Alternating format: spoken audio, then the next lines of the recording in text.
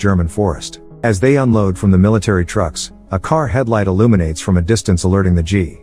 Much to their surprise, the car's passenger was an officer with an eye patch named Major Johnson. He came to personally drop off a soldier named Walsh and have him attached to Sergeant's squad. Johnson explains that there's sensitive material in the wreckage. Brewer could be court-martialed if he disobeys an order. The troops head towards their mission in rubber boats in the cover of darkness. By the time the sun rose up, they had arrived at their initial position. Meanwhile, back at HQ, Major Johnson reviews some documents and talks with a young officer with a Ph.D. in ancient Germanic languages. The major asks the lieutenant to listen to an intercepted radio transmission. The young officer notifies Johnson that the woman's voice that was almost whispering in the background was talking about the Tree of Life.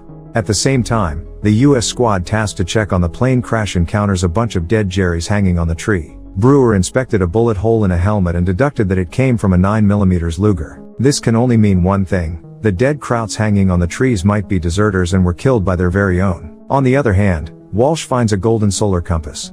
Not soon after, the Nazis ambushed the G. With tactical maneuvers, the American troops manage to kill the enemies and capture one, but at the cost of one of their own. They start to ask the Nazi if there are others, but their medic, named Morgan, checks on the German and informs the squad that the captured enemy has shell shock and wouldn't spill any info no matter the beating. Sergeant Brewer decides to drag along the crowd and continue with their mission. Out in the soldiers' line of sight, a mysterious shadowy figure appears. Later, the whole squad spots a windmill a few meters ahead. The sergeant orders two of his men named Rucker and Gardner to scout the structure. They found two female civilians taking a bath. After clearing the place, the two head back to regroup with the squad and report their findings. Meanwhile, Walsh marks one of the trees with an X.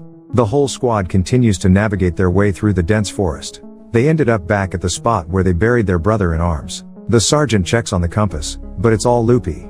Everyone was ordered to rest. Walsh volunteered to watch the perimeter while Rucker decided to drop some bombs in the distance ahead. Before he can do his business, the same gorgeous redhead from earlier approaches him. At the same time, Walsh patrols the part where he carved the mark earlier. He finds the X mark but is taken aback when the windmill disappears. Back at Rucker, the redhead guides the naive G to the plane crash site. Afterward, the redhead then starts stripping and kissing Rucker.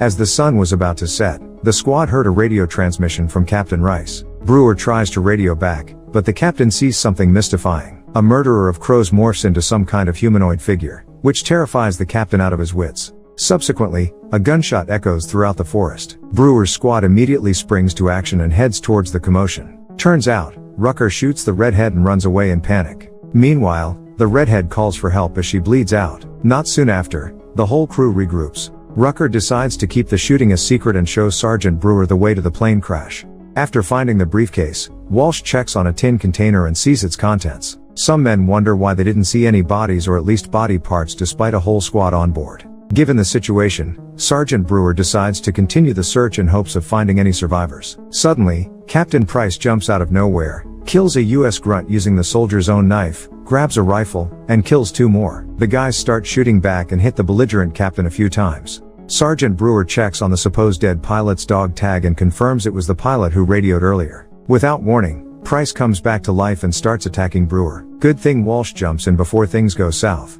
Moments later, the squad gets distracted after Morgan reveals Rucker's infected body. The Kraut uses the opportunity to escape. One of Brewer's men manages to catch up, but then a witch materializes, cuts his throat, and collects the blood spurting out the grunt's neck.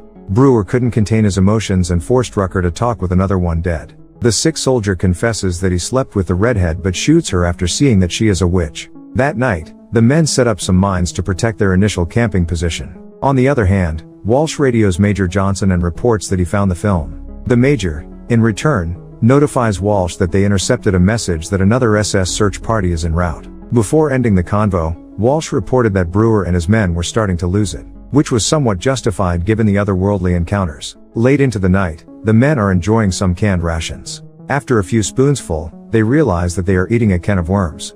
Nothing about the whole search experience was normal since they found the windmill. Adding to the series of bizarre encounters, Sergeant Brewer speaks to someone on the radio as if someone on the other line was talking back. The men were looking at each other since they couldn't hear anything from the radio except some static noises. Brewer went overboard after shooting a soldier named Private Taft. Distraught, the young private retreats away from the camp. A bit later, Taft loses his balance, and when he looks up, he sees the two witches. One of the witches pointed a crossbow at him while the other blew some golden dust into his face. The private then begins transforming into some kind of hairy creature. Sometime later, the mines they planted earlier started exploding. A wild boar then jumps at Brewer, but the veteran soldier manages to overpower and kill the beast after stabbing it multiple times. They decided to roast the pig. The men hadn't eaten any decent meal for a long time, and the pork from the recent kill was considered a luxury. A few hours passed, and the troops were chowing on the mouth-watering meat. Brewer decides to feed their captive, but the Nazi wasn't opening his mouth. When Brewer looks back, he sees Taft's body roasted instead of a pig. The men see the same thing, and everyone starts throwing up.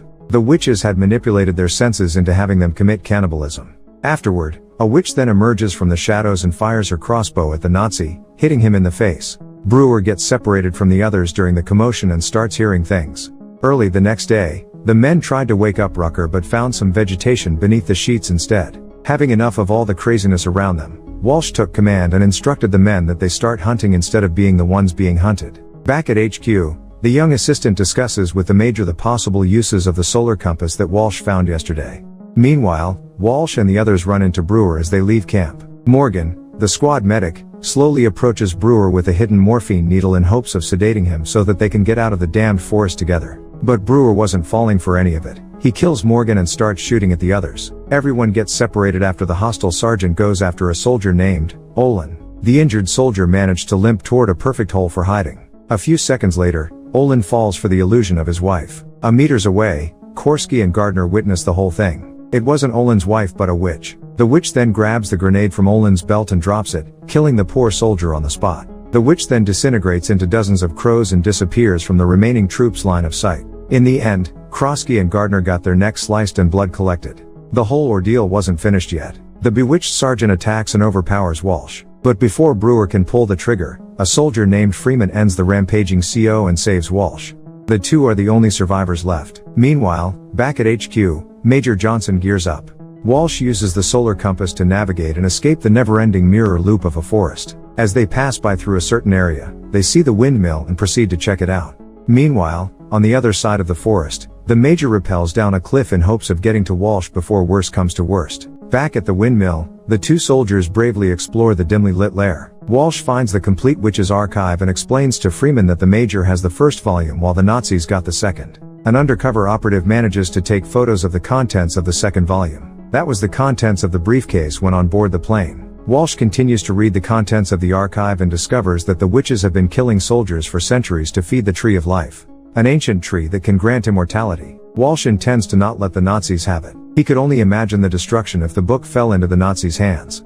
Freeman gets frustrated and starts beating up Walsh for not warning the whole squad of the mission's nature. And now, the entire team is dead, and the young private blames Walsh for the crew's demise. It was quite a beating, but Freeman hasn't lost his mind yet and continues to explore the deeper parts of the witch's den. They pass through a tunnel where they discover human remains and weapons from different eras. Later, they locate the Tree of Life and confirm that it does feed on human blood. Freeman sees the redhead in deep sleep as they look around the dwelling. Rucker then comes out of nowhere and knocks out Freeman and Walsh. At this point, Rucker is like a mindless walking corpse. When Walsh and Freeman wake up, two of the other witches arrive and pour blood into the magical tree. They then picked a blooming flower and drained its sap through the redhead's mouth. Afterward, Rucker was ordered to take out the two breathing US troopers but was quickly set up and stabbed to death by Walsh. The two attempted to fight their way out, but the witches were prepared. Freeman suffered the same fate as his squad and got his blood offered as death tree fertilizer. Subsequently, the witches are about to let Walsh suffer the same death, but suddenly, Major Johnson raids the place, guns blazing. The three witches transform into their crow form and disappear. The Major burns the tree using a gas lamp and heads off with Walsh into a cave. As the fire spreads on the Tree of Life, the three witches mutate to their horrifying and ugly original form. One of the she-devils manipulates the pool in blood and uses it to put the fire out. Not soon after, the witches go after the Major and Walsh. They find some gas masks and repel the redhead, witch using mustard gas. After a bit of a scuffle, Walsh kills the second witch using a pitchfork. The last witch put up a fight but was eventually shot to death by the Major.